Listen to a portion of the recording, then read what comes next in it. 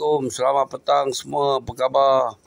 Okey, hari ni kita cerita, berita kita yang kedua ni kita cerita tentang apa yang terjadi di barisan hadapan 24 jam lepas. Banyak aktiviti di Ukraine, perang di Ukraine dan banyak Ukraine cuba attack adalah di Zaporozhye area, selatan Orekov di bandar Rovotino. Dah berminggu-minggu Ukraine cuba dapatkan bandar ini, tapi Rusia masih berjaya mempertahankan kawasan ini. Tapi serangan kali ini tak terlalu kuat dari selalu. Dan kalau kita lihat 45 line Rusia masih tidak berubah. Di Ramevka Salient pula cubaan askar Ukraine cuba menawan kampung Yurazhinoye pula. 2 hari lepas kita pun tahu yang Ukraine sudah mula menyerang kampung ini. Dari berita Rusia yang Ukraine berjaya mendapatkan utara kampung ini. Apa yang terjadi? 70 unit askar Rusia Kaskad Force. Ini adalah askar militer Rusia.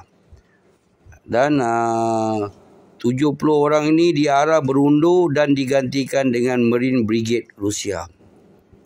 Kerana Rusia lihat yang berada di kampung ini, di Yurazhinoye ini, Ukraine menggunakan askar Marine mereka. Jadi Rusia pun menurunkan askar Marine mereka dan askar Marine bertembung dengan askar Marine. Dan askar Rusia diarahkan mengeluarkan untuk mengeluarkan askar Ukraine dari barisan pertahanan di Yurazhinoye. Dan mereka berjaya. Sekarang mereka dah berjaya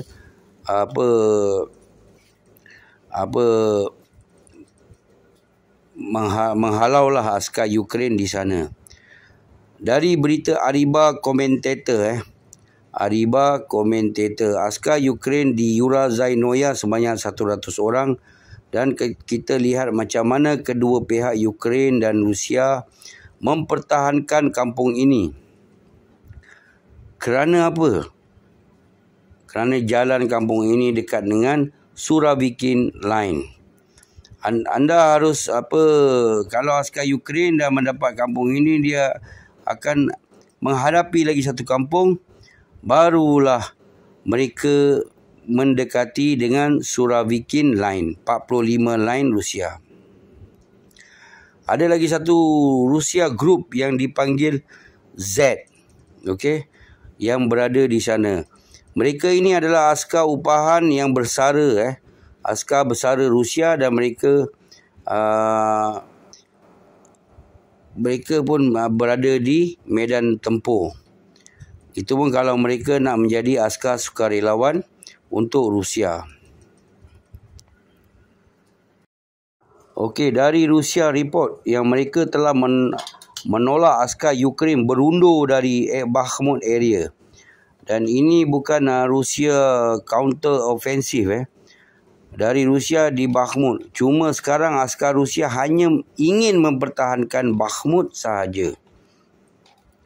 Dan tidak ada lagi taktik dikatakan macam World War II pergerakan askar Ukraine, kerana sekarang Ukraine hanya bergerak dengan kumpulan yang terlalu kecil.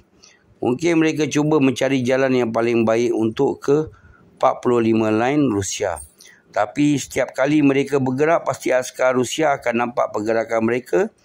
Dan mereka kalau bernasib baik, jika mereka dapat berundur.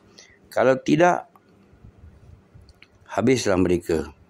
Dan sekarang askar Ukraine banyak tertumpu di Klasyeska, Andreyevka, Ozaryanizka dan Kodiomovka. Dan Ukraine cuba bertahankan 4 tempat ini. Dan askar Rusia dapat menawan 7 askar Ukraine dalam satu malam di 4 kawasan ini. Dan ini tak seteruk mana serangan kedua belah pihak, tak seperti bulan-bulan yang lepas.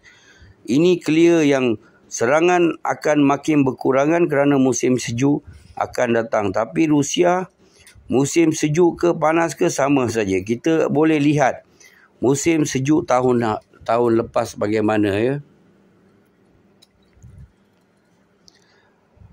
Dan 24 jam lepas di Kupiansk area, di Osko River, Rusia telah berjaya membuat askar Ukraine berundur. Dan askar bantuan datang membuat barisan pertahanan di Kupiansk. Askar Rusia datang membuat pertahanan di Kupiansk. Dan Ukraine menggunakan 2 atau 3 tank dalam serangan ini. Dan Rusia cuba mara dengan slow sahaja. Dan di Petropavlovka, askar Rusia sedang bersedia untuk menyerang Petropavlovka. Ini berita dari Selviangrad. Dari berita dan berita dari Western yang mengatakan Ukraine yang melakukan ofensif dan masih juga Ukraine belum dapat perkembangan yang baik. Kalau Rusia berjaya pecahkan barisan pertahanan Ukraine di Kupiansk, 45 lain mereka buat barisan tapi mereka tak ada askar reservis. Mereka tak ada askar reserve.